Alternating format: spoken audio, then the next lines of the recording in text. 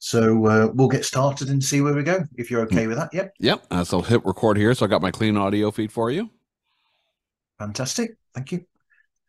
Hello and welcome to Pods Like Us. I'm Martin, well known to my friends as Marv, and this time I'm speaking with Jason from It's Not That Bad.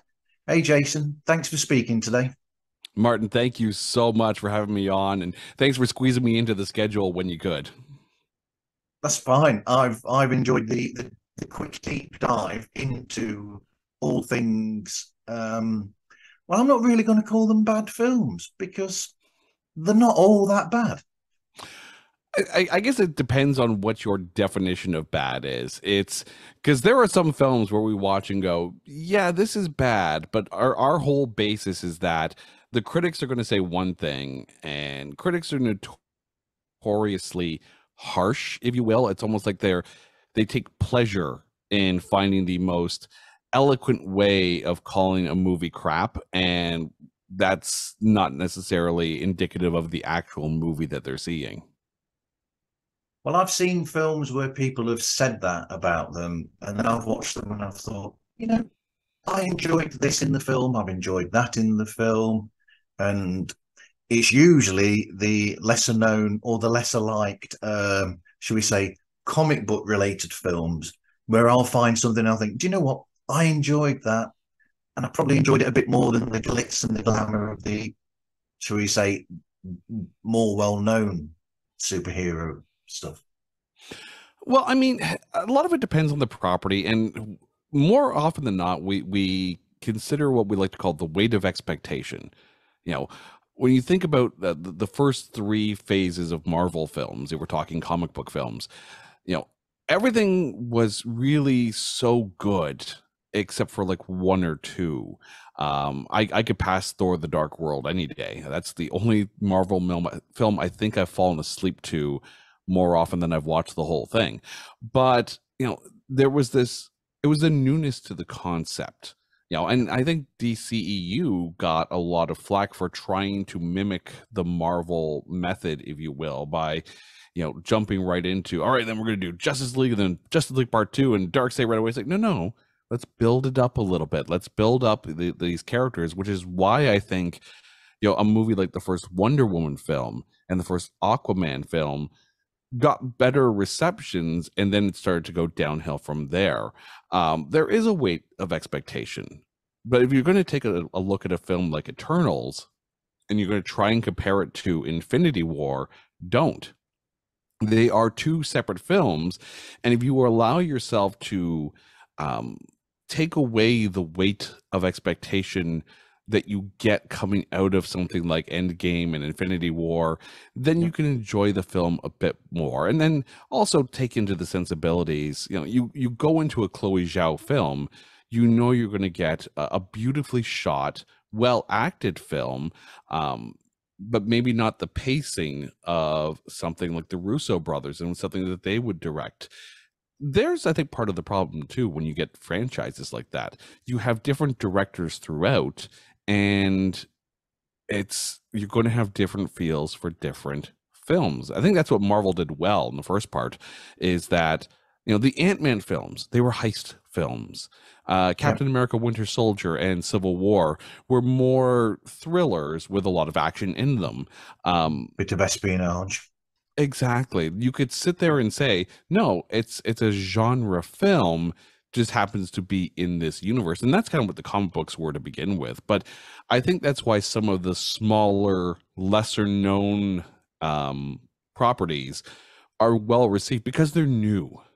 They're fresh. I'm waiting for them to do some of the westerns that they used to do back in the day at Marvel, and possibly some of the old war comics as well that they used to do. Because I mean, if you go back far enough, we're supposed to be talking about films here, but you've pulled me in now, and I'm a comic book nerd. So Sorry, not sorry.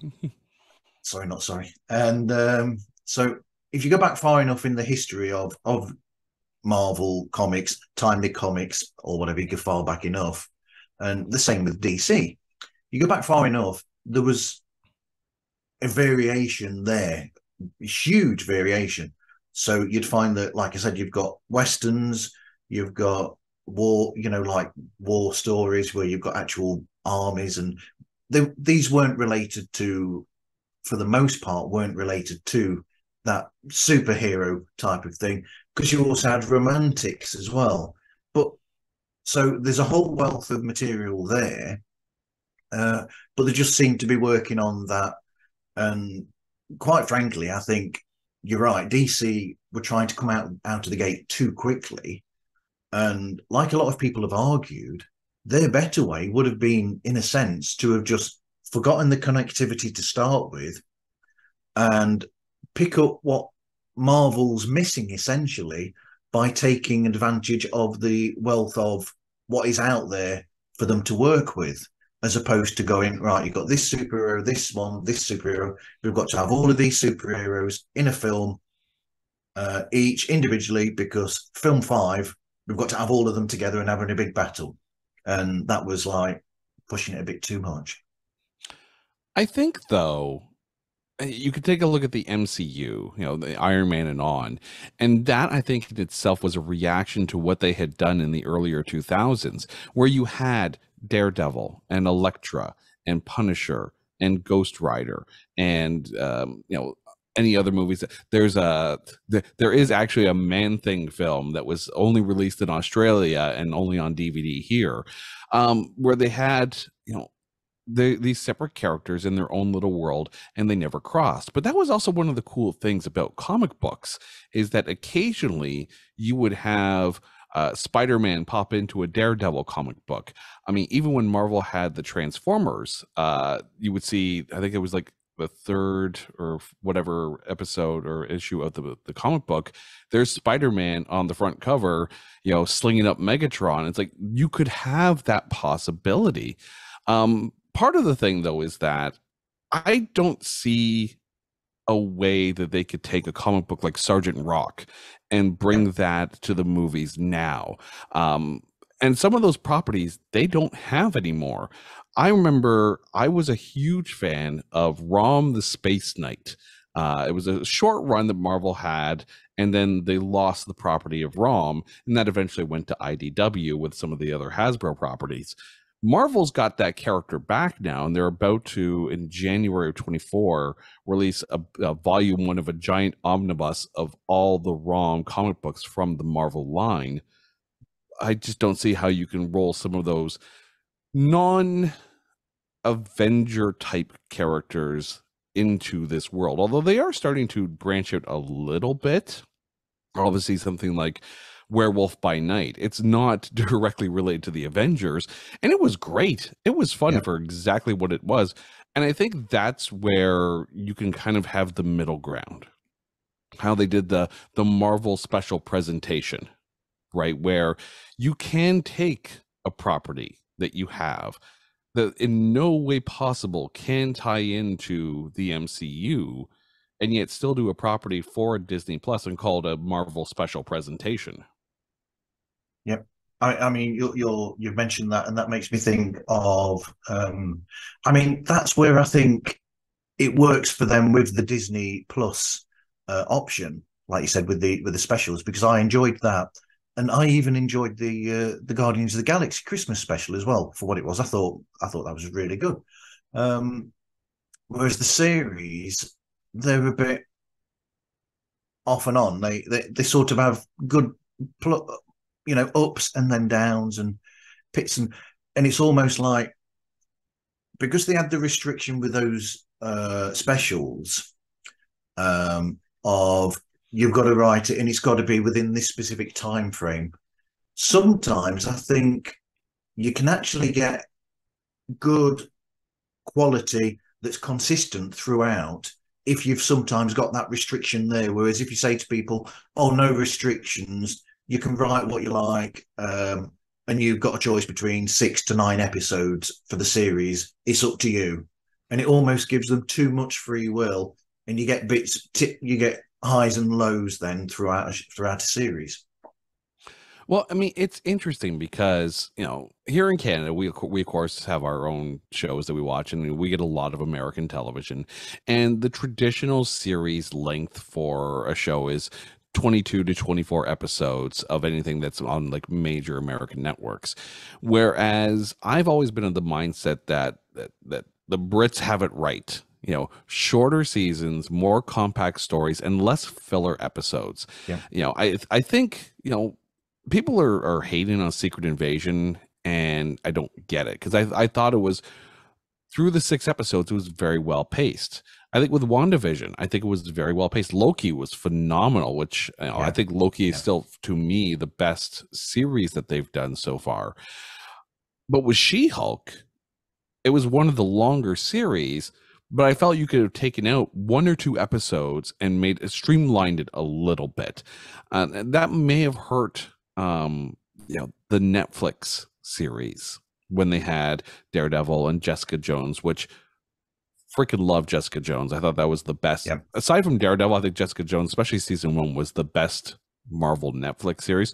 But Luke Cage and Iron Fist just felt too long. Like they were trying to shoehorn it to 12 episodes when sometimes 6 is a perfect amount. Yep, absolutely. So anyway, we've already gone off topic. So we'll go back on topic now, and we'll say, so what do you think is, I've put the wonder of questionable films, like we said before we started recording, what would you call a questionable film?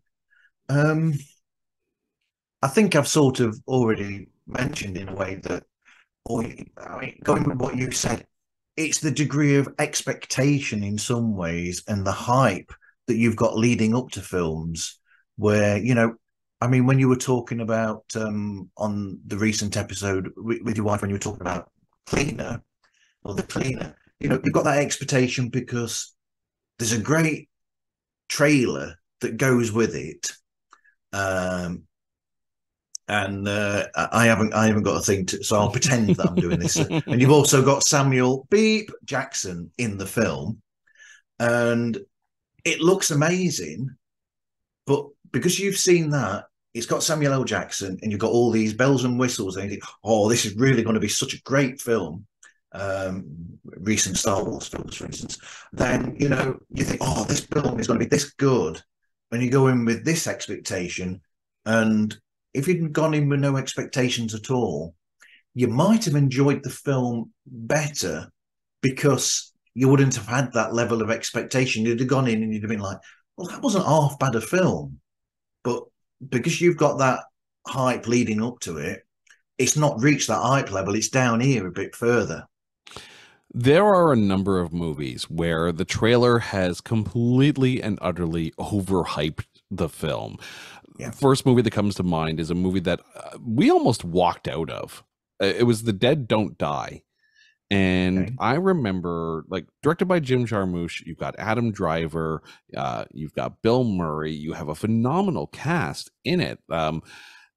And the trailer made it look to be so funny and so quirky in almost a Wes Anderson Life Aquatic with Steve Zissou kind of feel. And then you get to there and you start watching, and it's like, this is slow and boring, and the best bits were in the trailer.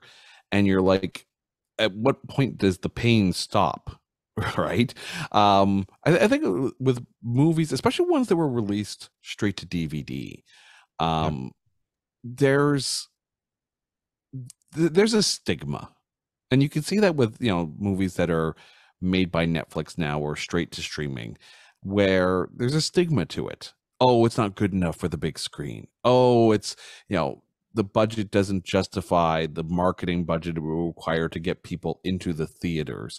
And with a movie like Cleaner, which is a phenomenal film, it's very well paced, very smartly written. It's one of those great little whodunit type films. with a few twists here and there, and a really good cast, and possibly the best use of Eva Mendes that we've seen in a film, because there have been a number of films we've covered and she's in it and they so misuse her. Here they actually nailed it. But straight to DVD or straight to streaming does not dictate the quality. No. But maybe there's the dichotomy though. A film with a big cast and a big marketing budget that goes to the theaters, and you expect it to be this big experience, and you go in and it's boring or monotonous or not what you thought. you know you get that sometimes where you watch a movie, it's like, oh, it's gonna feel like this, and you get there and it's like, oh, it's completely different. I like to call it the Event Horizon phenomenon, Yeah. Yeah. where you watch the trailer and like, this is a brilliant sci-fi theory, and for 3/4 of the film it's a great sci-fi film, and then it turns into basically a space slasher flick, like horror slasher type thing, and you're like, whoa, whoa, whoa, we just took a wrong left at Albuquerque, and all of a sudden we're down this road. The thing about straight to DVD or straight to streaming is that, in a weird twist, your expectations are lowered because of that unconscious bias of the quality of the film based on the release of the media. And maybe that allows you to enjoy it more. And that's why some of these lesser known films, the critics are going to rate it low because it's not good enough to be in the theaters, but you're going to enjoy it more because your expectations are that low. So, yeah, how did that work then for a film like? Because you mentioned Event Horizon, and that is a film that I love, but it's how did it work for a film like From Dusk Till Dawn then? Because when that came out, the trailer for that made it out to be basically the first half of the film, essentially, and then anybody that's seen the film's been out for years. Everybody knows the twist of the film by now. And then suddenly, when you get halfway through, and it's not just two people on the run from a robbery that's gone bad, suddenly the place where they've made the stop off is full of vampires, and it becomes like a vampire killer thing going on instead. So I don't understand how that film did so well, considering that up until the film coming out, nobody knew what half of the film was about. It's a bit like a Marvel film where you see a trailer that's got everything from the first 10 minutes and nothing else in. So that's the question there, is why do those films work and why does a film like that not work? I think in the case of From Dusk Till Dawn, and my wife will love this because she is a huge Tarantino fan, you can equate the success of From Dusk Till Dawn in two words: Quentin Tarantino. Because when you consider when From Dusk Till Dawn came out, we're looking at the height of films like Reservoir Dogs and Pulp Fiction. And like at that point, anything Tarantino touched, it was going to be like he was the star poster child of indie Hollywood at that time, or more guerrilla style filmmaking. And you also had Robert Rodriguez, who had made his name with Desperado. I think this is before Once Upon a Time in Mexico, which I love. Once Upon a Time in Mexico, despite the critics' score, like that's going to be one of the ones I know we're going to be covering in our third year of doing the podcast. It's that sometimes the name on the poster or on the credits alone is enough to drive people in, and I think that's why you have some films where there's not much of a cast or supporting cast, but you got that one big name and that drags you in. It's usually around the time when their star is at its brightest. Like right now, you could put Ana de Armas in anything and people will go and watch it. Same thing with Ryan Reynolds. You could put him in anything. He could literally do anything, and people will flock to it because it's Ryan Reynolds. And they've gotten to that point because of the talent that they have, but that talent doesn't necessarily equate to the rest of the project in some cases. Yeah. I do think, though, that Ryan Reynolds needs to, because it's almost like he's typecast in a sense now. He's going to go there and he's going to do this variation on the Ryan Reynolds character. a lot of the time now, where it's a shame really, because I've seen films with him from before this period. You know, when he was that sort of person, where there's more depth to him as an actor, but it's almost as though he's being sidelined or shoehorned into this, dare I say, Deadpool style of character in a sense. And that, but be what it may, I mean, Deadpool, the first two Deadpools are still incredible films, and well done to him and the people for doing that. But yeah, I think you're right. I think that might be it. Well, I think Yeah, too, there's an expectation of certain actors. You know, if you go watch a Christopher Walken film, you're going to expect that typical Christopher Walken delivery and weird things coming out of his mouth. But I think with Ryan Reynolds, we really only got the Deadpool um, kind of notion about him, and of course that was in movies like Waiting and Van Wilder as well. Um, but I mean, we actually just covered two films that had Ryan Reynolds in them, where you didn't have that Ryan Reynolds quippy kind of persona. The first one was R.I.P.D., and in yeah, that case, I think actually needed some of that Ryan Reynolds quip. The other one was Smoking Aces, where he kind of stole the show in that one, and he played it like straight ahead action film.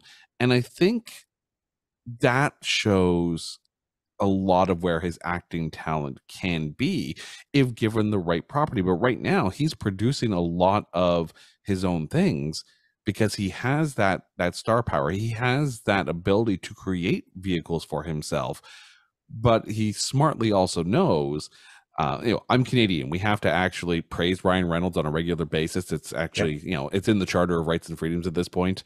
But he recognizes what sells a property. And right now his humor sells a property. So make a vehicle that allows him to capitalize on that. Yeah. I'll keep bigging up Canada as well, by the way, because Rush are one of the greatest bands ever. Which is weird, because someone was telling me that Rush aren't as well looked at in Canada as they are the rest of the world, which is strange. It's interesting. You have things that are, very Canadian, but they're liked elsewhere in the world more than they're liked at home. There are, and I'm going to jump on a music tangent here. It surprises me. We have some bands that do so well in Canada, but they never make it in the States or outside. Like the Tragically Hip. That was Yeah. basically Canada's house band. And I think it was more one of those things where we were prouder that they were bigger at home. But you have bands like maybe 3 Days Grace, or even one of my favorite bands of all time is Harem Scarum. And Okay. if you like melodic rock, catchy hooks, big choruses, you're going to love them. They've got like 15 albums out. But they never really got big at home. They were only really big in Japan and in Europe. And it's fascinating when you have those situations where you're bigger outside of your own country than you are at home. I mean, obviously, bands like Rush, Triumph, we embrace them, right? And we'll always, as Canadians, we will always embrace our own talent. A couple of Ryans in Hollywood will absolutely embrace them. We still apologize for Celine Dion, but that's aside from the point. But it's all in good humor, good fun, but we're still, no matter how much we rip on Nickelback, we still kind of like, yeah, but they're Canadian and they're doing well. Well done, them. Well done. Exactly. So it is interesting. Might be interesting. So, what is your earliest or favorite film memory? I still remember some of those early films. Like my mother brought me to the theater a lot because she was, a big movie buff as well. So I mean, I remember being taken to see the first Star Wars film in the theater, and I remember seeing movies like E.T. and The Yeah, Black Hole. yeah. Speaking of Disney films, I remember being taken to go see The Toy at the drive-in movie theater. there was always something about going to the movies, you know. And it's funny too, because when you take a look at box offices now, you know, aside from Barbenheimer influenced weekends, you have a lot of these movies that on any other year would have obliterated the box office. But I think the streaming services and the speed with which those movies going to the streaming services has changed everyone's concept of, it's taught people patience. You know, a Yeah. movie hits the theaters and you got to wait a year before the DVD comes out. You know, now you could, if you wanted to, like after a week of it being in the theaters only, you could rent it at home digitally and you can watch it and not have to pay exorbitant ticket prices, crazy prices on popcorn. You can make your own damn popcorn, and it's actually better than what you get at the theater some days. Yeah. You know, it's, and especially if you have a family, right? That's, you know, you're dropping $100 just, you know, just to go see a movie with some popcorn with the kids. That's a lot to ask for 2 hours of hopeful enjoyment, depending on how good the movie is. Agreed. But I think so. You've gone into that territory there of cinema, and that makes me think of a subject I've mentioned before, which is I I think the lockdown affected film release to a certain degree, where um, when the world went into lockdown over the pandemic, the problem was that they got that many films stacked, ready to come out, that when we came back out of lockdown and they finished post production on other films that had finished production and would have come out much later, those films that were already ready and these that were in post production and were finished in time at home by these people, you know, the behind the scenes people, there were so many films there when we came back out of lockdown that then we had this crazy situation where film studios were saying, okay, we'll put these big films out at the cinema, and these films that because we want to make all this money because we've lost money over the last couple of year and a half, 2 years, while the cinemas have been closed. We want to make big money, so we'll have this big film, that big film, that big film, and this film, like you know, which would be a really good cinema film, like a decent drama or something. I'm trying to think of ones off the top of my head. There's a few of them actually that came out like that, where they'll go, right, that we'll put that on streaming services as well. We'll charge them like, you know, $10 or whatever to stream it for a bit, and then it'll after a few weeks we'll put it free. And I think that sort of harmed the cinema slash theatre model essentially. And it needs to, I think they need to go back to having that variety in the cinemas, to be quite honest, because it bothers me that these films that I think are absolute gems that are being thrown straight to streaming, I think it's wrong in a sense, and they need that cinema thing to give you that feel in a way. I think it's interesting because right now, in my opinion, I think we're at critical mass when it comes to streaming. You know, the whole idea of, you know, a platform like a Netflix was that it challenged the notion that you needed to have, you know, to get your cable package and get the movie channels and get this and that in one big cable package so you could watch these things, but you still have to be patient, you know. And then with, you know, Netflix and HBO before this, they challenged the notions of what was acceptable in a TV show.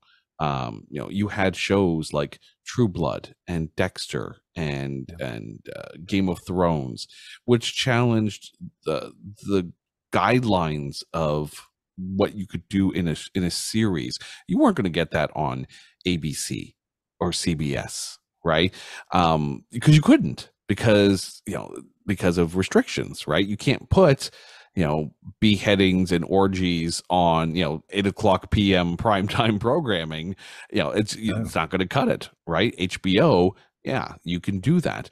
But then everyone saw that Netflix was doing very well, and then everyone else felt like they had to have their own Netflix. And that's the problem with something that does really well and then spawns all the imitators until you get to critical mass, and then you start to see things shrink and either end or merge with other companies. And I think HBO is the biggest proponent of that. You had, their HBO Max service, and then within a year they're changing it to Max, and all these properties that they had earmarked for HBO Max are getting shelved, like Batgirl. And all of a sudden they're realizing that the cost to make content for the platform does not equate to the money that the platform brings into. And that's where you're going to get the critical mass, right? Where right now, if you wanted the everything, like the everything, you'd be paying more than your cable package, because it's like Netflix and Apple TV and Prime Video and Hulu if you're in the States, Disney Plus and Paramount Plus and Peacock and BritBox and whatever else is out there. And then you have your fast networks too, the ones that are free, like Tubi and Pluto and Yep. Plex. And if you have a Roku device, there's the Roku. There's enough free stuff out there that people are now sitting there going, why am I paying for 17 different streaming services? And it's a shame, because some of them are really, really good. I think Shudder is not necessarily unfairly maligned, but I think it doesn't get the props that it deserves, because this is the one where it doesn't cater to a corporate entity, it caters to a genre. Yeah. And I was hopeful that Shudder was going to be the template for what the other spawned ones are going to be. We could easily have a science fiction based streaming service and people would pay for it, because sci-fi fans have no problem going back and watching some of the campier, early 80s, late 70s kind of sci-fi films, because that's their bag. Same thing with Shudder. They have no problem going back and watching some of these lesser known horror films, because it's the genre that they're buying into, not necessarily the corporate name attached to it. But even then, with the corporate name ones, like you mentioned the Disney Plus. So when that came out in the UK, which it had more on there in some ways than the American model, because the fact that we don't have Hulu.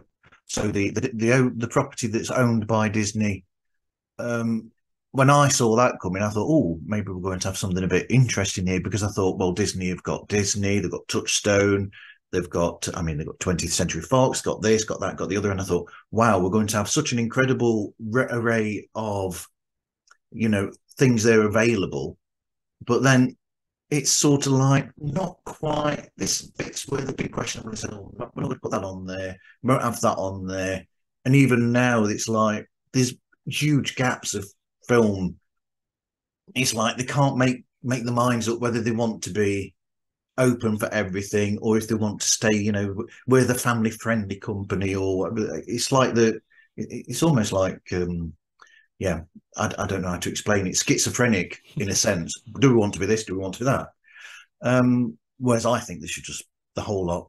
And then the weird thing came out recently with Bob Iger saying, well, now that I'm back, we're going to cut this much of the material on there. And I thought, well, how do you expect people, because he's saying that they're losing customers, essentially. And I thought, well, how does that work then? That if you're losing customers, you think you're going to gain customers by giving them less of a package? I can see two sides to this. The first one obviously is, there's some things on there that are going to stay on there forever. Disney went out and spent a ton of money on Lucasfilm. So anything Star Wars is going to stay on there because people are going to watch it on a very regular basis. Same thing with Marvel. They spent the money, got Marvel. It's going to be on there. Plus that means they hold on to the properties as well. Not many people, no one can have those Marvel shows on their streaming services. Shows like Bones, I know, are still on Prime Video as well. So there's probably still existing streaming deals left over from before the Fox purchase. So, I mean, you're going to see that kind of hold on a little bit.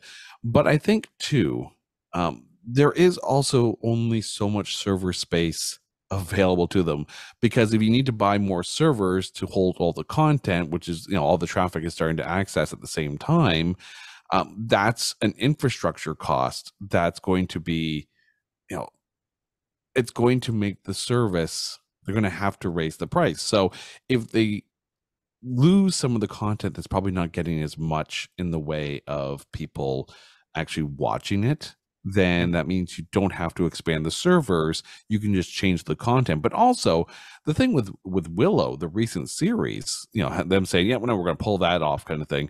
It's not that it wasn't good, but now they have the ability to sell the physical media and capitalize more on the property, because the people who liked Willow are going to be ticked that they can't watch it anymore, but then Yep. they'll go and buy the DVD. So they struck twice. People who signed for the service, watch Willow, now the series gone, now you got to go buy the DVD.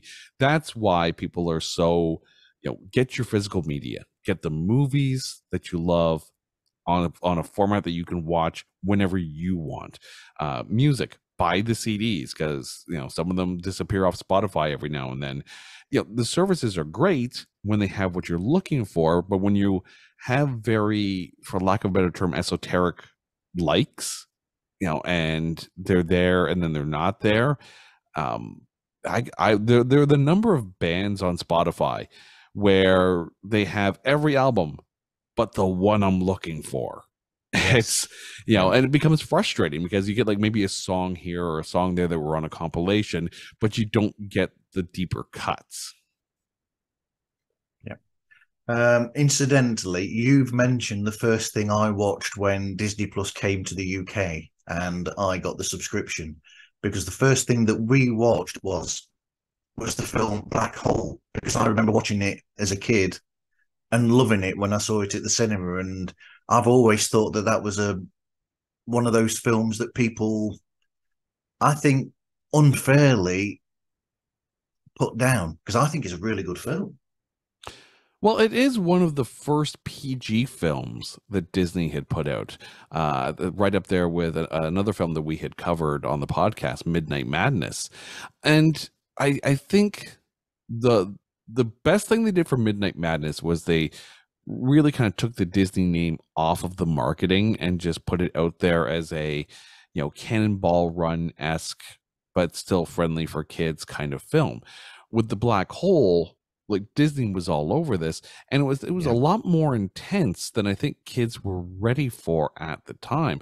I loved it, to the point of, I remember having the storybook and vinyl, so you could pop the vinyl on and read along with the storybook at the time. Change the page when you hear the jingle, right? But in hindsight, Black Hole was ahead of its time, because Disney and slightly more intense action, not necessarily geared to a G audience, back in 1980, that they weren't ready for that. Now it's fine, it's no problem. There's an audience for everything. So Yeah, I think you're right. I mean, it's definitely not meaning the pun, not meaning to be a pun here, but it is a very dark film. I mean, I know it's called Black Hole, but it is a dark film and very, yeah, there's certain elements to it which are not, shall we say, little kid friendly. yeah, no, it's for teenagers, it's great, right? Yeah. But the thing is, you take a look at those robots with the, with the paste on googly eyes that they had for those things. The robots look like they should be kid friendly, and then you go in and you have these robots, like, trying to rescue themselves from giant balls of flame that are going down this tunnel. It's like, this is intense, under 13. And a lot of it, I think, has to deal with the maturity of the kid at the time. Absolutely. So, what was your inspiration then to making the podcast that you make? What were you listening to that inspired you, if you were listening to anything? Well, it's funny. So it's not that bad. It's actually my second podcast. The Yeah. first one was one I had done called "Made You a Mixtape," and Yes. that was just an interview show where, you know talk to anybody, and everything got, culminated to the one final question. That question was, if you had to introduce yourself to a total stranger, but instead of saying, "Hi, I'm so and so, and this is what I do," you handed them a tape, and on that tape were songs that told the story of you. What songs were going to be on that tape, and why are they there? So you learned a lot more about the interviewee by the music that they personally associate with. So that was, and that podcast was, I think, driven more out of a lack of outside connection, because this was a pandemic podcast. This was Yep.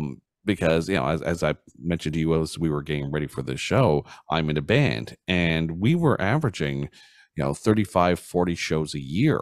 So Wow. you're going out there. That was my weekend exercise, right?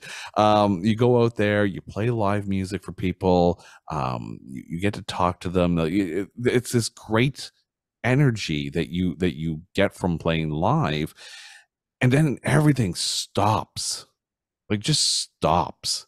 And we had actually had a gig lined up for the St. Patrick's Day, which was the night, like they were going to shut everything down that night.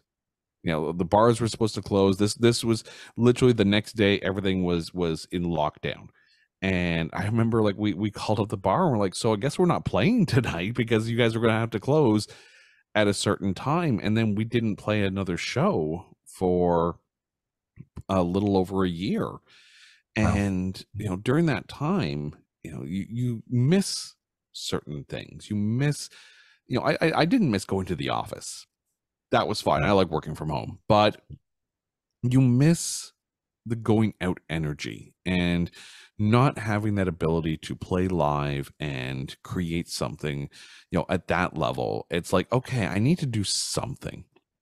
And the interview format, like I work in television, I'm a video editor, so the idea of interviewing people was always there.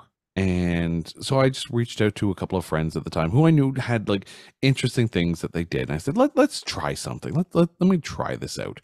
And over the, it lasted from about a full year. And Yeah. that was basically 2001.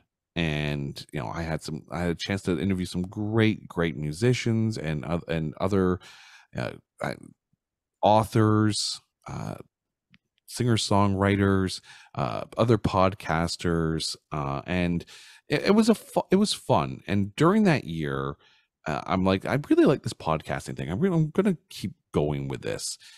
How can I do more? Right? Because you're Yeah. at home the entire time. How can I do more? So the idea was like, what do I love to do? Well, I like to watch films, and I've always loved watching bad films. Okay. We often talk about the days of Blockbuster Video and going in and renting 7 movies for 7 days. Yep. And so if you're there with someone, like, all right, you pick three, and then we're going to find the most off the wall pick to fill that seventh. And sometimes it's based on the title alone, and that's not always a good thing.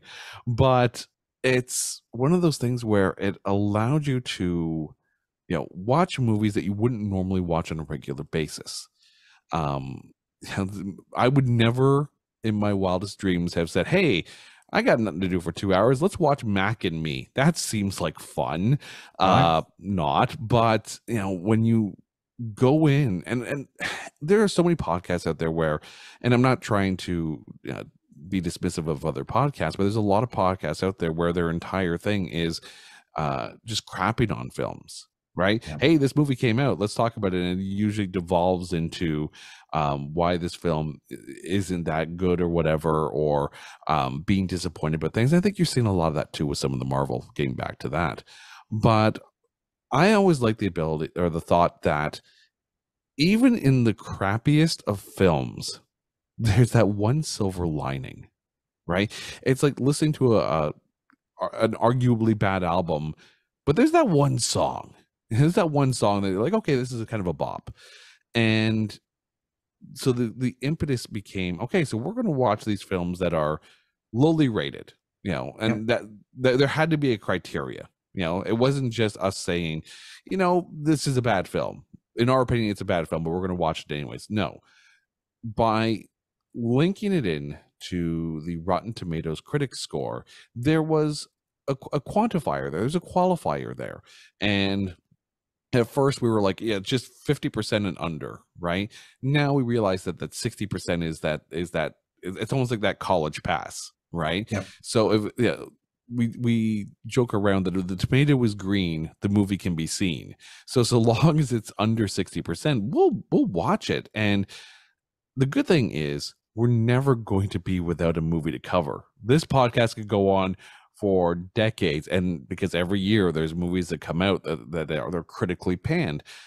But I love the idea of trying to find the good things to say about it and looking at it in a way, in a positive aspect, because it's surprisingly, when you go into a movie knowing that the critics have panned it, but looking for something good about it, you actually find yourself enjoying the movie more. And even the ones that are so bad, you sit there and go, oh, this is horrible, but it's fascinatingly horrible. Like, I remember we did an episode on Samurai Cop, Okay.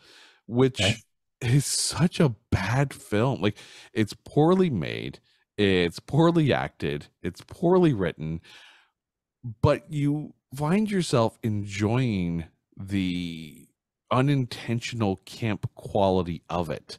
There's a fight scene where the guy's wig falls off because he cut his hair mid-production, not knowing there were going to be more shoots. And Right. like, it's like, I can't believe this made the final cut, but it's there. And there's just such an earnestness to the making of the film. You can't not smile at some of the bad dialogue, because it takes itself so seriously and not played for camp. That's where camp comes from. The nice thing too is, the shows I did an episode on, like, episode 1 on Mega Shark versus Giant Octopus. So Yep. definitely not anyone's idea of a good movie. And I just did it solo, just to try it out, just to trial run it. And then, a couple of guests from podcasters that I had either talked to or guested on their episodes. The guys from Playlist Wars, Brian Colburn and Gomez, they've been so super supportive throughout the Made You a Mixtape run, and now It's Not That Bad, and now my other music podcast, There Can Only Be One. You've got Greg from Movie Date Night. He comes on a regular basis, and I got to know him by guesting on the Moral Combat podcast and doing a couple of episodes with them. So it's we've created this small little group that has, kind of, jump at the chance to hop onto the show, have a laugh, watch a bad movie, but yet sit there and really enjoy aspects of the film. And it's a very supportive circle too. Like, again, I mentioned, Brian and Gomez from Playlist Wars, and now they have their own shows with My Weekly Mixtape and the Sleevy G Show. And you've got Sean Faust, who's a musician from New Jersey, who pops onto the show every now and then. And we have an open door policy too. Like, if you want to come on the show, drop me a line, right? Like, pitch a movie. So long as it's an under 60% odometer, come on to the show, because the whole idea of it is, if someone has pitched a movie, it's because they're passionate about it. So they're going to come in with this, I will defend this film mentality, which always gives a more positive feel to the episode. And you find yourself, like, even if you went into the film skeptical, you find yourself caught up in the infectious energy brought on by someone who's ready to defend a film themselves. Yep. It reminds me that of an episode of Stuart World Order. He had Bill from Bill Reads Bad Reviews and Sean from Review It Yourself on, and they were shocked when Sean gave what was it, Batman and Robin 10 stars, because he really does like that film a lot. Batman and Robin, eh? I'm There going to you have to call go. Sean back up. Yeah, because I mean, I remember going on to Defend It Yourself on his show there and Yeah, talking about the pirate movie, which I freaking love the pirate movie.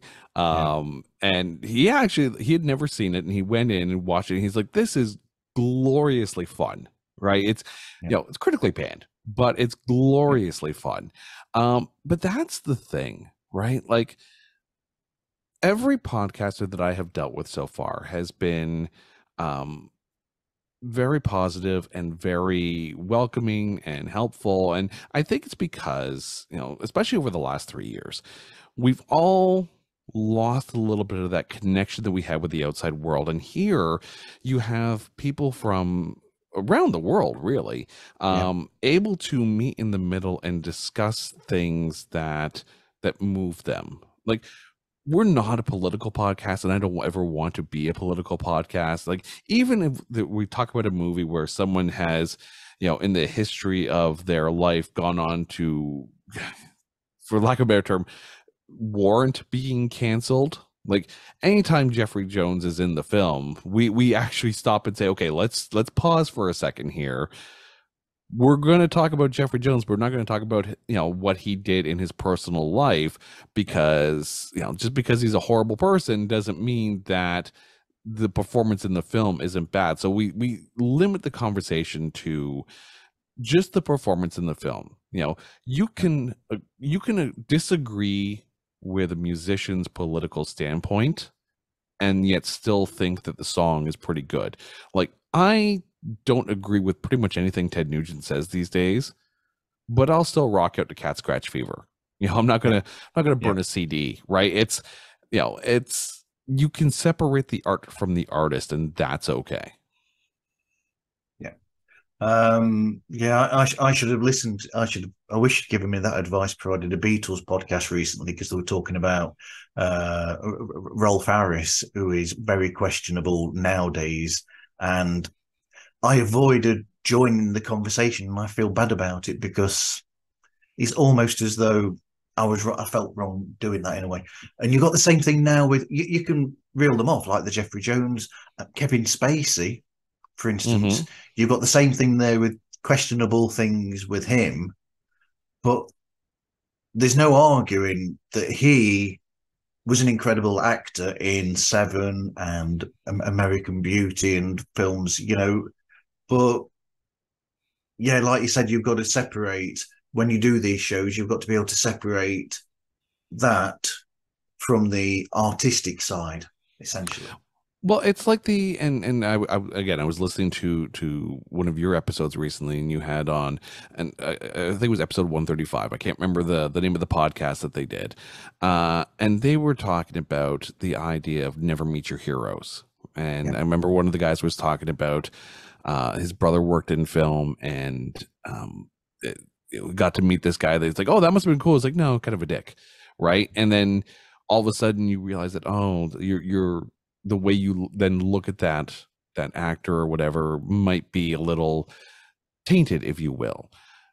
With someone like Kevin Spacey, you're right, there are films that will always stand the test of time. And before the allegations came out, you were very happy to watch it. yeah, And that art, you enjoyed it, and then the real person kind of peeks out from behind the curtain, and you get to see a little bit of what you didn't want to see. But that doesn't mean that the film is any worse. If you can disassociate the art from the artist, then you can continue to enjoy the art that you love. Like, I'll still watch The Negotiator. I think it's a great film, and he's yeah, great in it. A lot of his films are great in it. That's where we draw the line. We're not going to ever on the podcast evolve into moral arguments about an actor when all we're talking about is their portrayal of a fictional character. yeah. Absolutely. I'll learn from that now. I'll not do it again. Thank you. But and then you start in the podcast. So as you lead up to it, what sort of research do you do, and do you have a specific structure that you follow during the show? Well, it's funny that the structure of the show really was cemented right off the bat from the first episode. Yeah.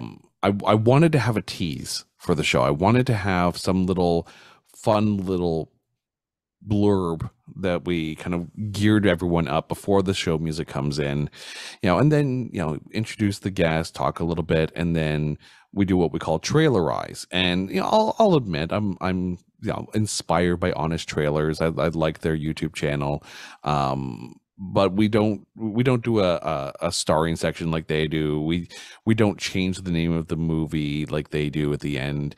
It's just basically, at first, I think the first 6 or 7 episodes, all we did was we read either the Netflix description, or in one case, where we covered Destiny Turns on the Radio, we literally read the back of the VHS box and went from there. But now, because I enjoy, writing in a funny kind of way, I have fun with it. But then once those are written, it's who's starring in the film. We like to do the who almost starred in the film, because that's always fascinating when you take a look at, okay, this role was played by this character or this actor, but it was almost played by one of these people, and it sits there and makes you question why this person got it, or this person was so much better than these other people, or in the case of certain films, what was their idea of what the character originally was supposed to be, and then how it ended up. There was a movie we covered called The Circle, which had Emma Watson and Tom Hanks in it.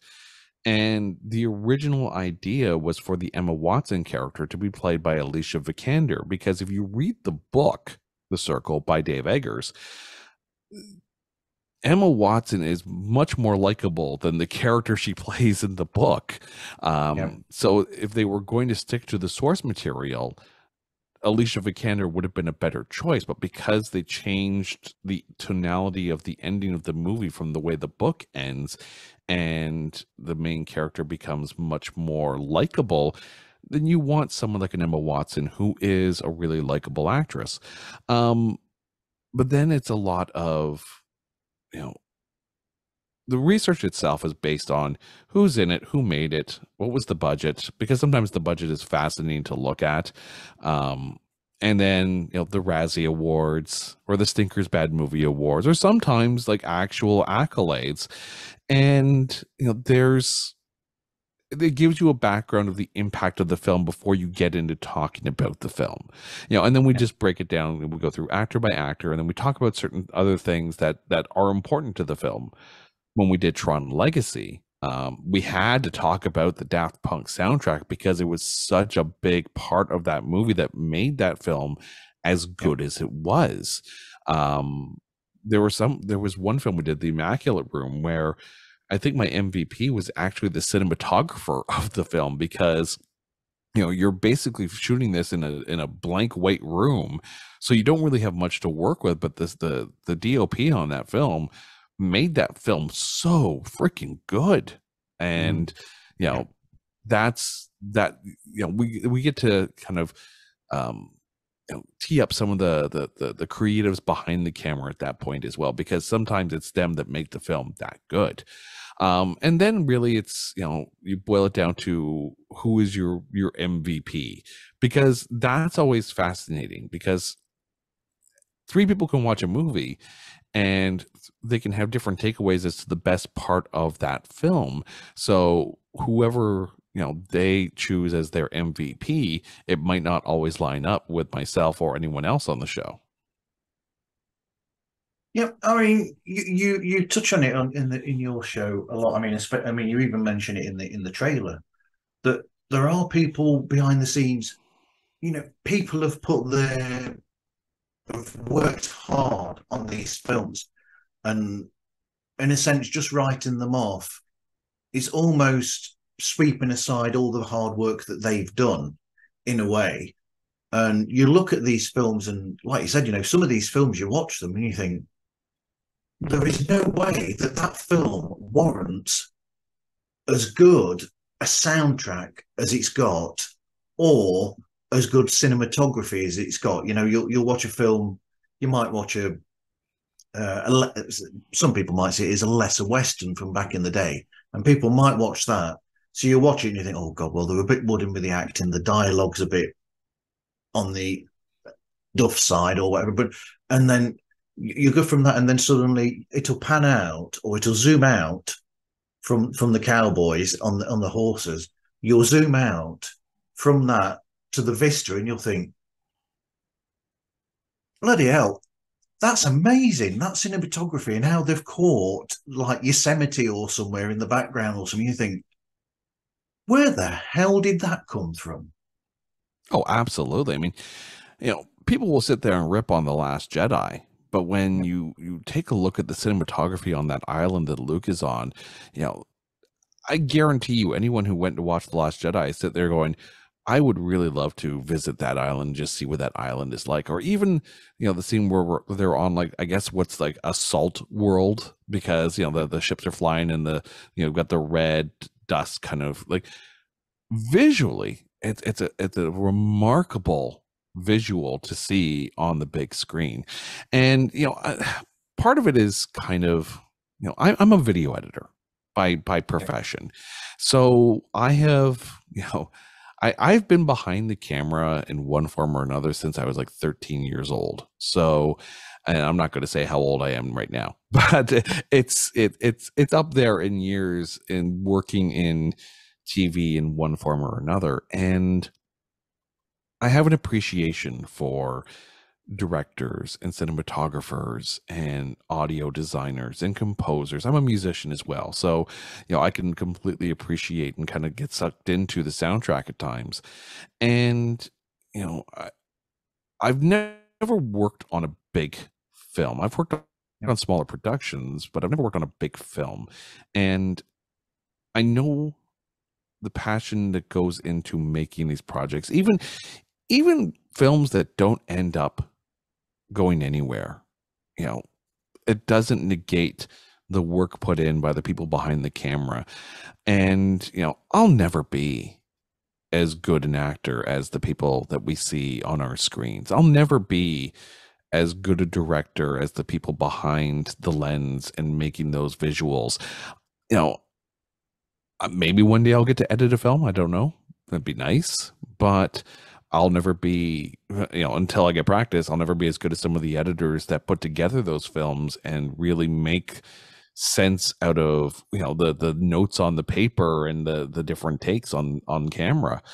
So, I approach these films knowing that, there's enough noise out there that maybe one day, one of these actors will hear the show and, we call things out like plot holes and whatnot when they need to be called out. But that doesn't detract from our appreciation of the art and the work that went into the art. Absolutely. Yep, definitely. So how do you record and edit the show? I'm guessing you do it much like we're doing now, by, some form of online, like Zoom, Zencaster, Riverside, and those sort of things. So I'm very fortunate. My wife is an absolute gem and has supported me through, whether it be by being a guest on the show or by saying, okay, you need those microphones, go buy those microphones. So we have a little basement recording studio here at our house. And, I have these, people are going to laugh, but the microphones that you're hearing us on right now and on the shows, those are $40 microphones that we bought off of Amazon. Wow. Now, don't get me wrong, I spruced them up a bit in post-production, but they're not expensive microphones. The art to me comes in the editing itself. But we record on a Zoom PodTrack P8, which allows us to have multiple microphones plugged into it, as well as a USB channel, and record those channels separately. And then I'll take everything into post-production and, sweeten the audio from there and really go through the editing process. And then anyone who's calling in, or like, as we are right now, I use Zencaster, but I don't use the recording on their end, because now, I mean, it was great before the change. We had unlimited audio recording, but now you only have 2 hours per month. Yeah. And So I save that 2 hours for whenever we do one of our grading on a curve specials, where that's where we have like 5 people on. And rather than talk about how good the movies are, we'll take 5 movies in a category and rank them in amongst themselves.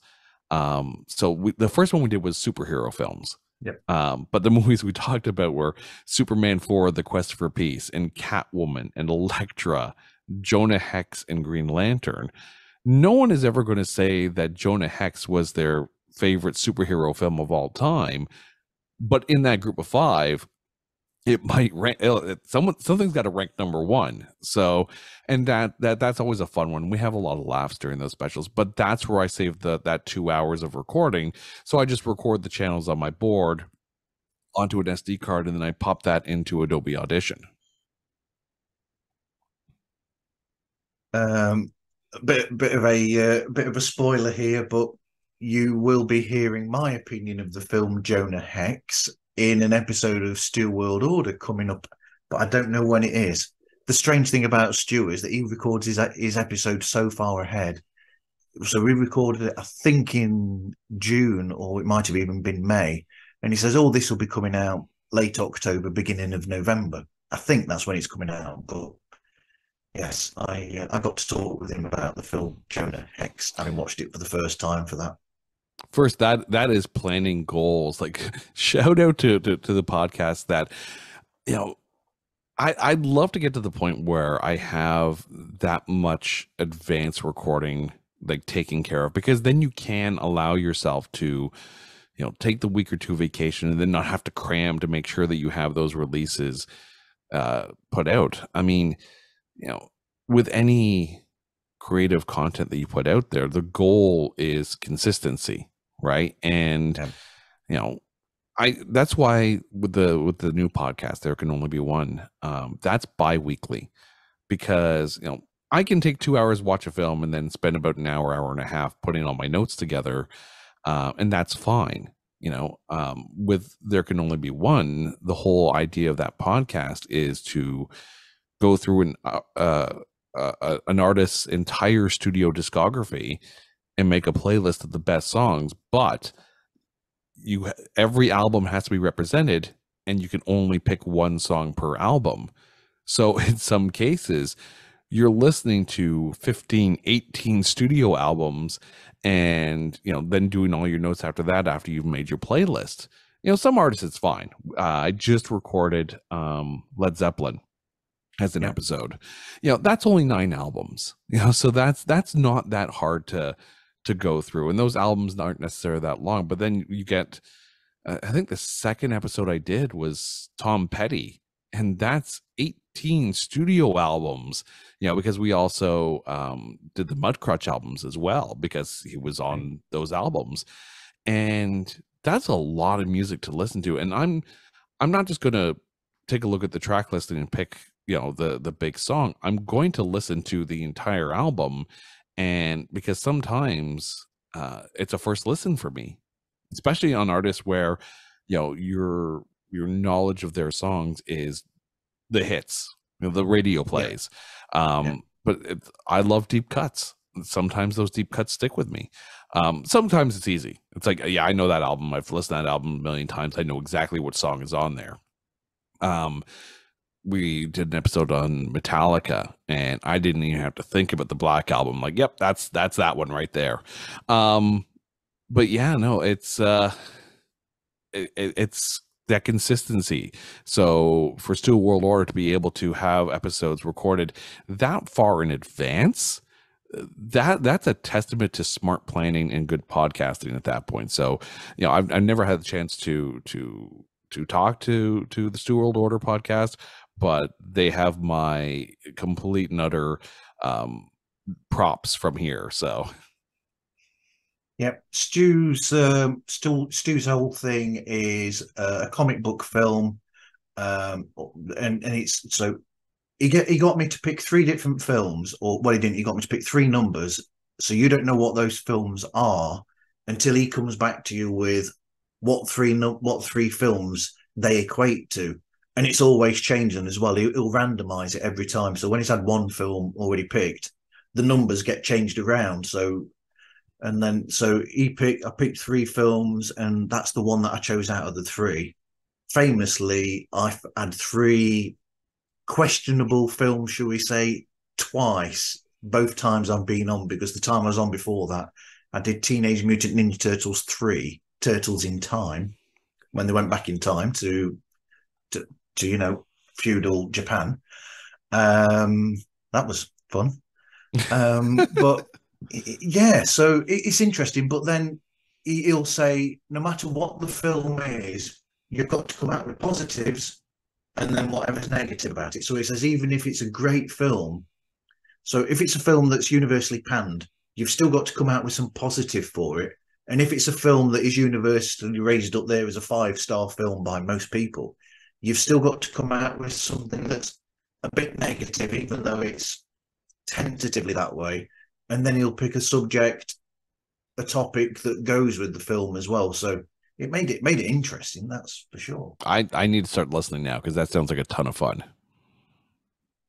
That's why I went on about it, is because it fits your whole thing entirely there. And Jonah Hex, I actually enjoyed quite a bit. So did we. Yeah. It was actually a first watch for me when I had to watch it. And that's the funny thing.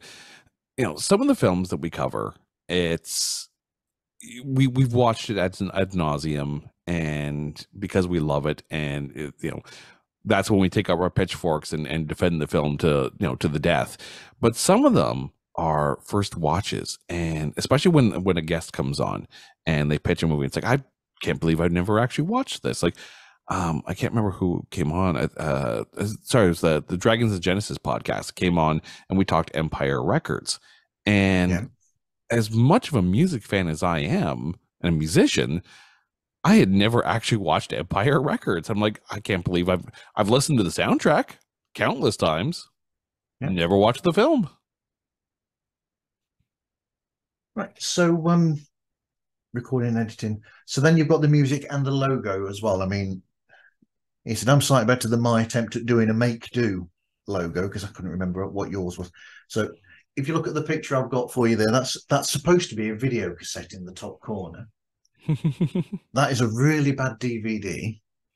And then that Cine Duff there that I've got there, that's supposed to be like one of those neon signs that you have outside a theatre.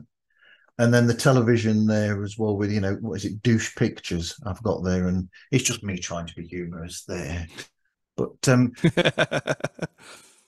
but yeah, so where did you get your own logo from, and the musical background, intro and everything? So I have an account with Storyblocks, with their audio. So whatever music you download from there, once you have that contract, or once you have that subscription, you own the rights to that music to be able to use it in your projects, even if it is for money. So it's one of those things where, I paid for this and I own it, and well, at least I own the rights to use it.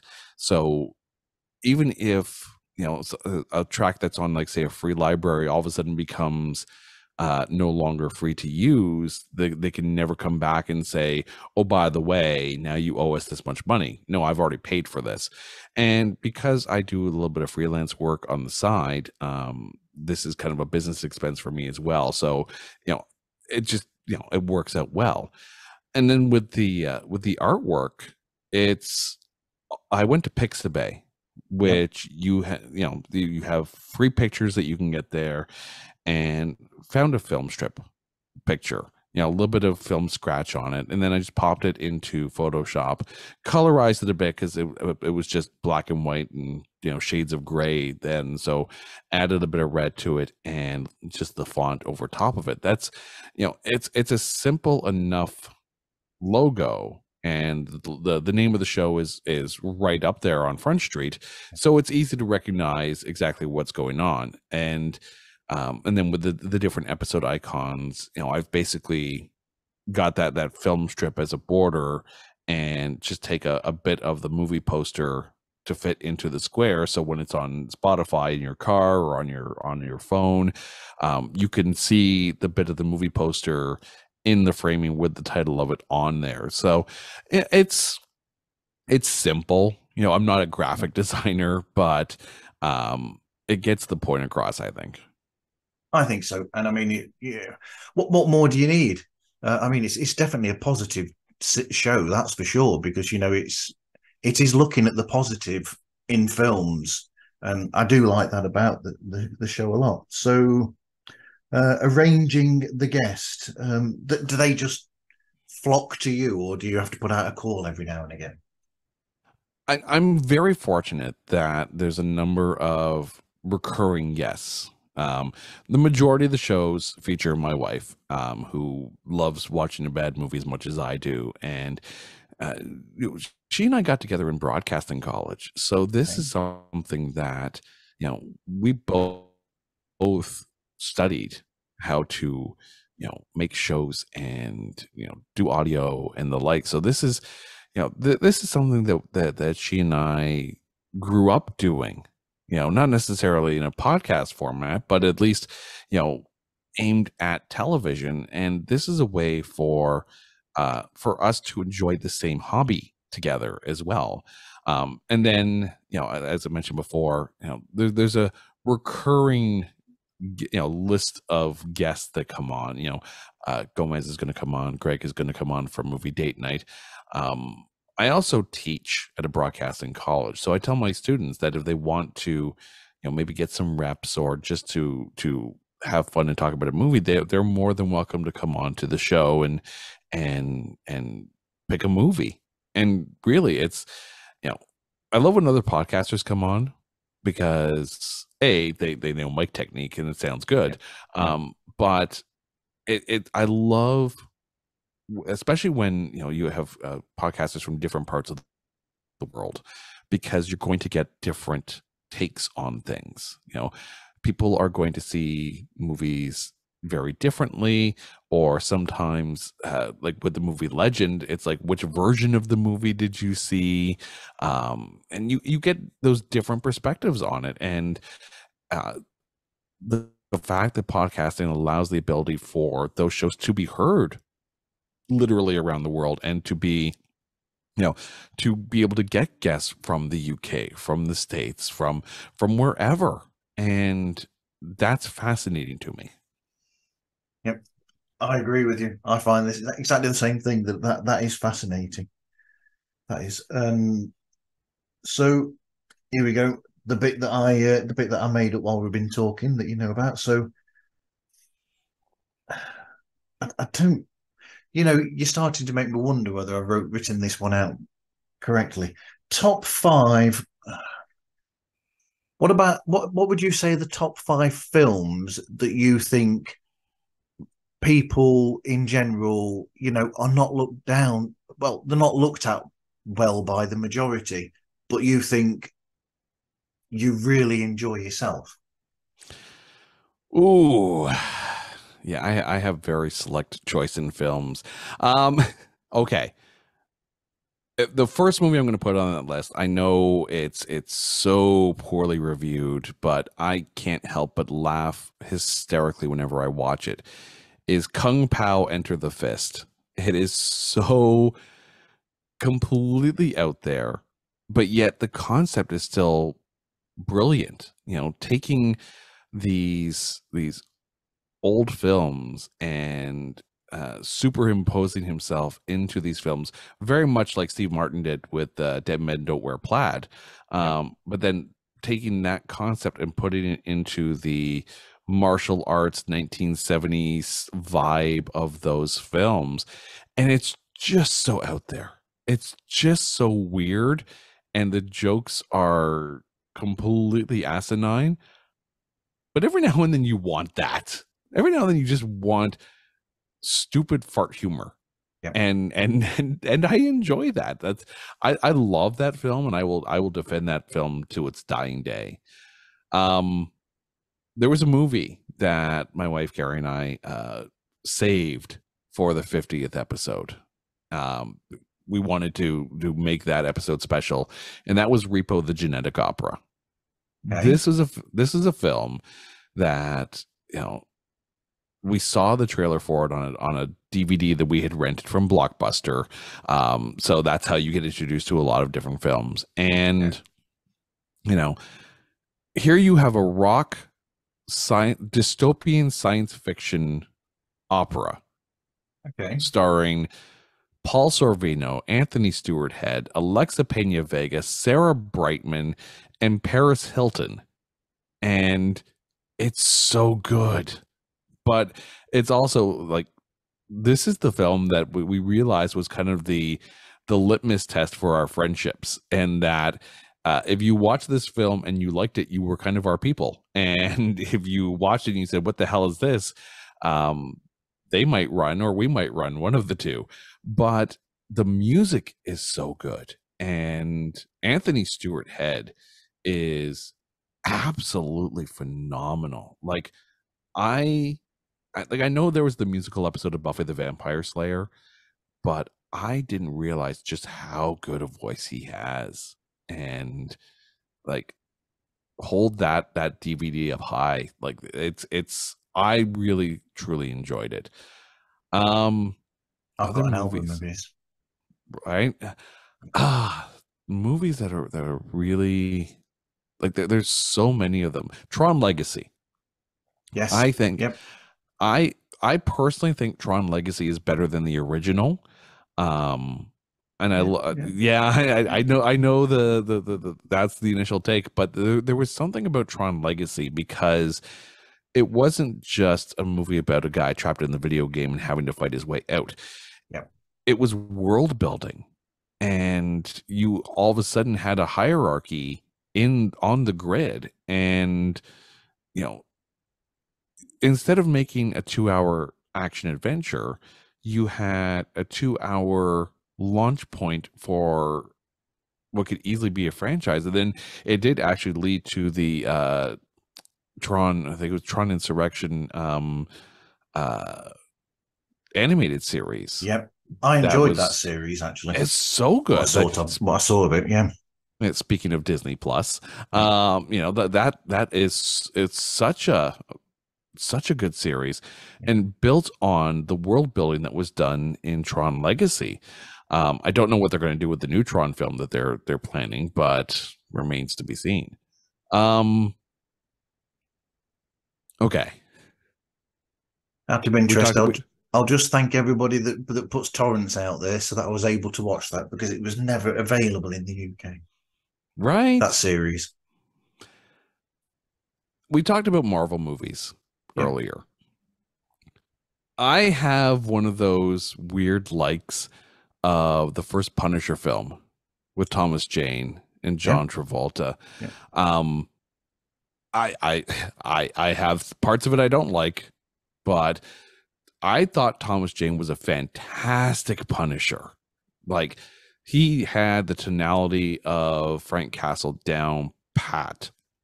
And you know, John Travolta as this, you know, crime boss, as basically the direction of Frank Castle's ire and revenge, and that part of it they really nailed. Like, there's a lot of parts around that film that could be removed, and it's a shame that we didn't get another Thomas Jane Punisher movie. But I still think it was really, really good. So what is that now? That's 4. Number 5. Probably the Pirate movie. Okay. Again, Good. another musical.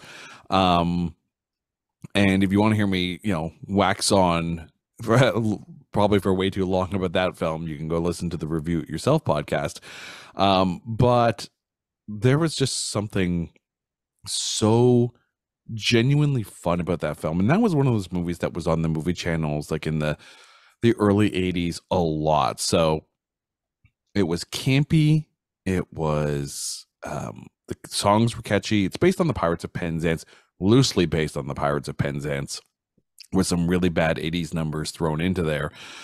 But the guy who played the Pirate King, whose name escapes me now, was just so over the top and just so stage that you couldn't help but enjoy every time he was on the screen. Christy McNichol was absolutely enjoyable in this film.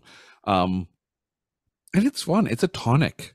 You want a musical, go in for something that's going to be a palate cleanser, as opposed to, I think that's why Barbenheimer kind of worked. Go watch Oppenheimer, and then go watch Barbie as a palate cleanser. Okay, I've not watched either of those yet. You're making me think that I need to talk to Stu and probably do a series all about musicals. I think with Stu.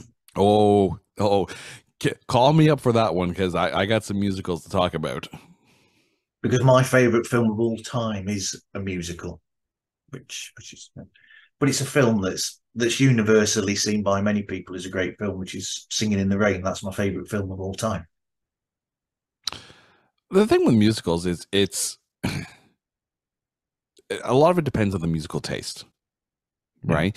If you're into big Broadway style musicals, then something like Phantom of the Opera, Les Miserables, people loved that movie.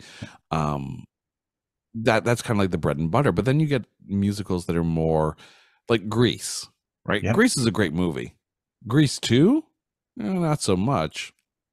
But there's still aspects of Grease 2 that you can sit there and say, okay, I get it, right? Rock operas, like a Repo the Genetic Opera, they're going to cater to that genre of fan.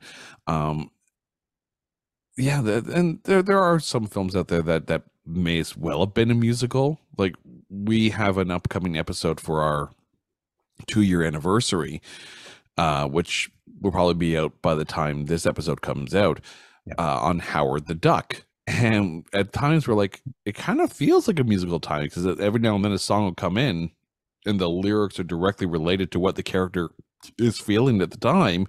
And it's like, yeah, okay, maybe it's a musical at points, but why not go all the way? We'll take the Howard the Duck musical. You preempted what I was just thinking then, and I was just thinking, would Howard the Duck have worked better if they'd just gone all out and made it into a musical? And by the way, to everybody out there, Howard the Duck is a Marvel character. Howard the Duck was not going to work in 1986. No. Because you're 2 years after the Temple of Doom, you're 3 years after Return of the Jedi, and George Lucas is a producer on the film. And again, the weight of expectation, right? And they went in and made a Howard the Duck film as well as they could, right? But I don't think the appetite was there, probably from Marvel side or from Lucasfilm side, to do a Howard the Duck musical, because that's not what you were doing in 1986. No. The goal was to take this Marvel character and build that world. And it's funny too, when you do the research on that film, and you realize that because of the box office bomb of Howard the Duck, it actually indirectly led to the creation of Pixar. You realize that even in the worst of results come the best of outcomes. But I think now, like, people have been talking about doing this, Avengers musical number that they had in Hawkeye and turning that into something at Disney theme parks. I'd go see that in a heartbeat. But if they came out and said, we're doing a Marvel special presentation of Howard the Duck the musical, people would lose their ever-loving minds. And you could argue, in a sense, that the Guardians of the Galaxy holiday special had a little bit of that musical feel, especially off the top. I mean, we were singing that "I Don't Know What Christmas Is, but Christmas Time Is Here" song for months after that came out. Like, it was, A, it's a catchy as hell song, but B, it perfectly fit the character, considering how much music meant to Star-Lord. Yeah, absolutely. I mean, that's one of the great things about that. So, what advice would you give to anybody starting their own podcast? The very first thing I'm going to say is, do not put any weight at all into a podcast's analytics. It's, it takes time to get any sort of numbers, and there is no, there's no magic button. There's no magic wand. There's no special sauce that you got to put on something that's going to make it take off. It's time and repetition and consistency. And even that in itself might not ever come out. Like, we are closing in on 100 episodes and 2 years. And I have no problem saying that the show has been listened to 2,500 times, over 2,500 times. And that's great. That is fantastic if you're taking a look at that big number. But if you're taking a look at the individual day numbers, you're looking at one, maybe three listens in a day, 10 if you're lucky on a release day. And you have to realize that that's the norm at times, especially when you're starting out. If you're lucky, there's going to be stretches of days when no one hears the show. So the question you have to ask yourself is, why are you making the show? I'll admit that if I'm not making something, then I'm not necessarily fulfilled. And the beauty part about podcasting is, it allows me to have a reason to watch movies I wouldn't normally go out of my way to watch. It gives me a reason to listen to albums that maybe I wouldn't necessarily listen to the whole album, or experience artists that maybe I don't necessarily listen to on a regular basis, and have conversations with people who, I may not ever have the chance to talk to those people and reach out. And then if you're lucky, you get to guest on some of those shows and then talk about other topics that you didn't realize that you'd have that opportunity to talk about, those different passions. Like, I've had the opportunity to talk on everything from movie podcasts to music podcasts to wrestling podcasts to soccer podcasts. And, that's the beauty part, is that not everyone is one thing. People have multiple passions, and it allows you to be able to talk about those certain things. But just ask yourself the question is, if you make this thing and no one listens, are you still happy with the thing that you made? It can't be about the equipment. It can't be about the fame. And it can't be about the payday, right? We don't monetize a thing, and that's okay, right? This is my hobby, right? And if people listen, that's great. And maybe one day I'll make a merch shirt and maybe one person might buy it, and I'd consider that a win, right? But even if they didn't, as long as they didn't put any money into it, then that's okay, right? If in 10 years from now I'm still watching bad movies and having a good laugh with my wife or whoever wants to come on the show, that's a win. It's an absolute win, so it should never be about the analytics. Also, too, don't bog yourself down with listening to other podcasts and comparing yours to theirs. There's going to be podcasts out there that have better mics, better editing, better production value, better guests. That doesn't matter, right? No. Did you make something? Yes. Did it get out there? Yes. And did one person listen to it? Yes. And that's a win.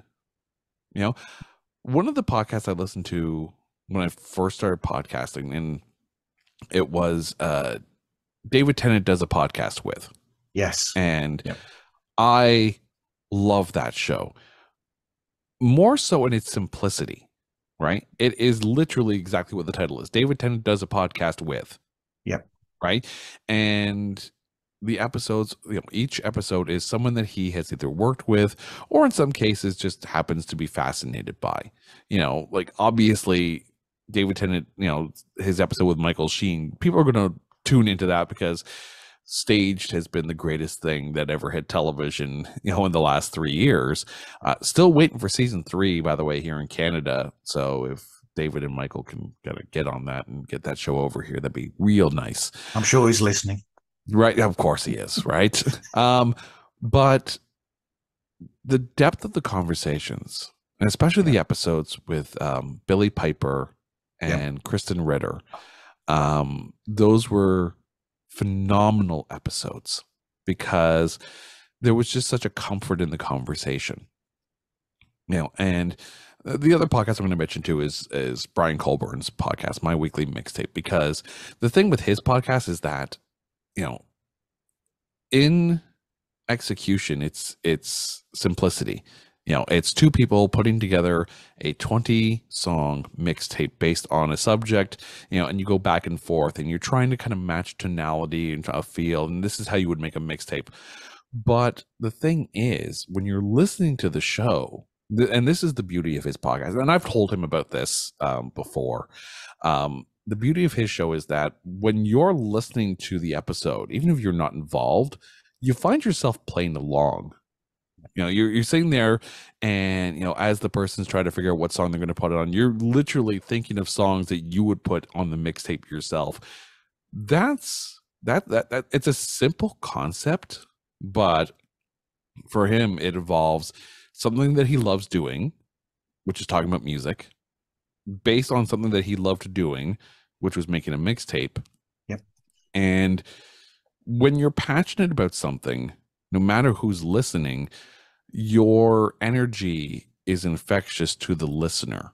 And if you're, I always say, and I compare this to when I'm, on stage with my band, is that if you're having fun on stage, the crowd is going to have fun.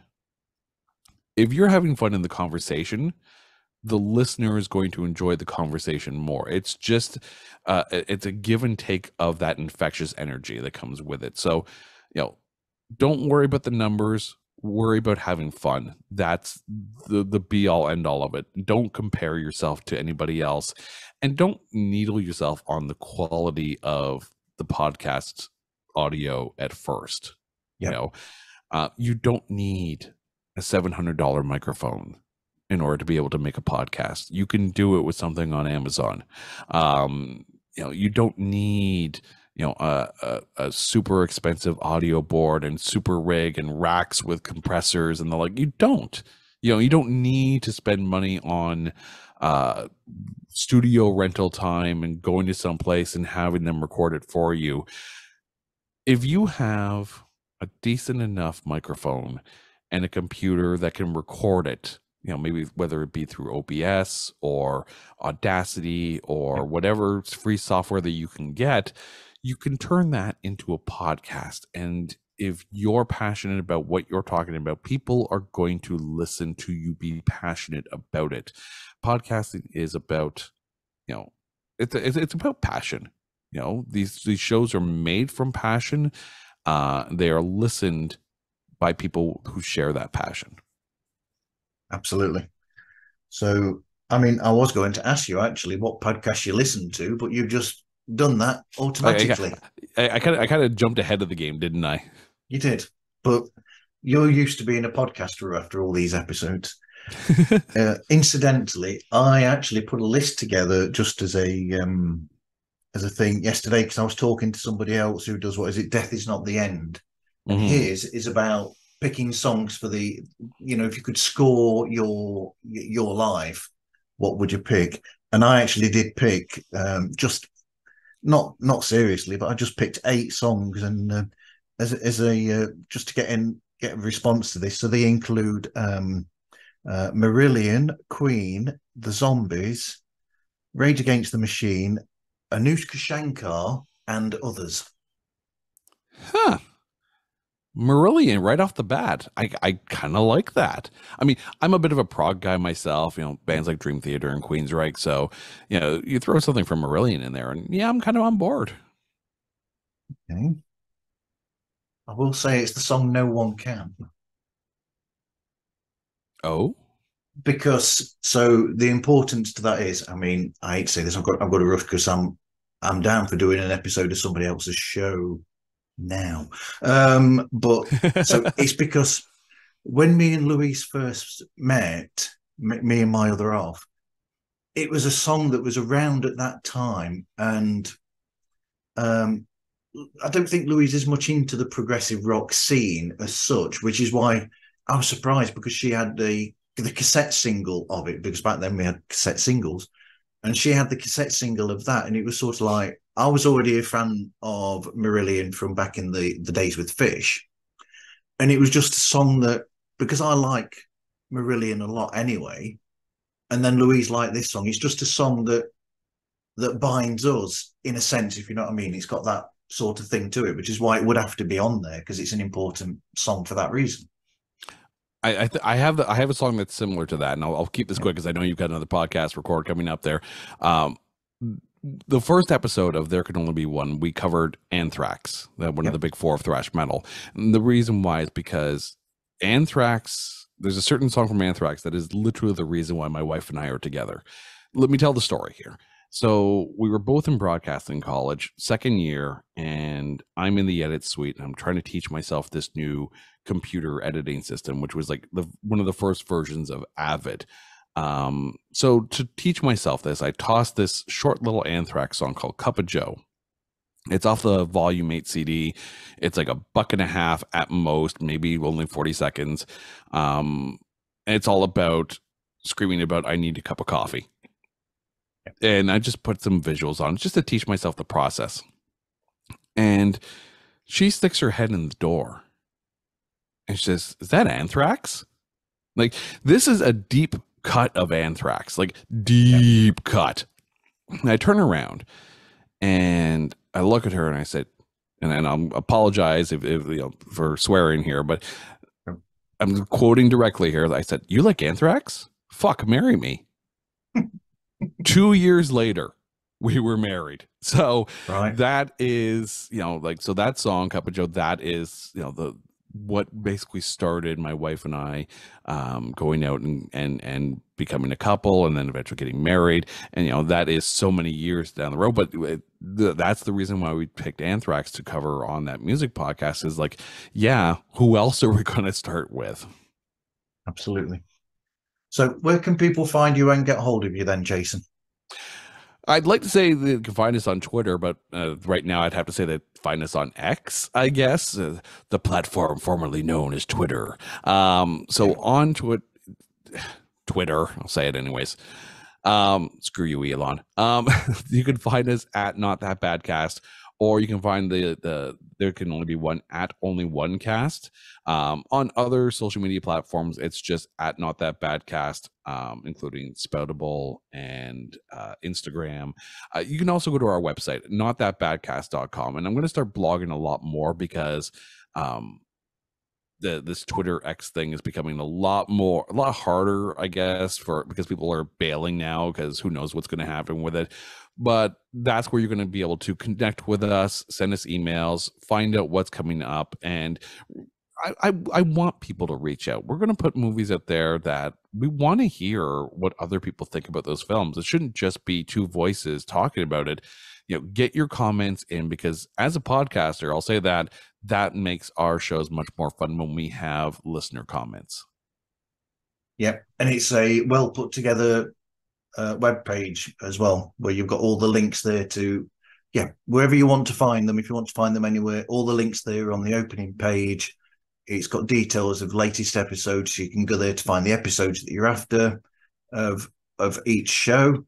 And it's just, it's a really well put together website, much better than the one that I've done, that's for sure. That means the world, because I can't do a damn thing when it comes to web design. So this is me finding the easiest template to use off of WordPress. Same, I'm on WordPress as well. So if you want to find me, you can find Pods Like Us on, well, you're listening to us, you can find us on any streaming platform. And we're also on, I'm going to say, Twitter, Instagram, and what's that new one called again? Threads.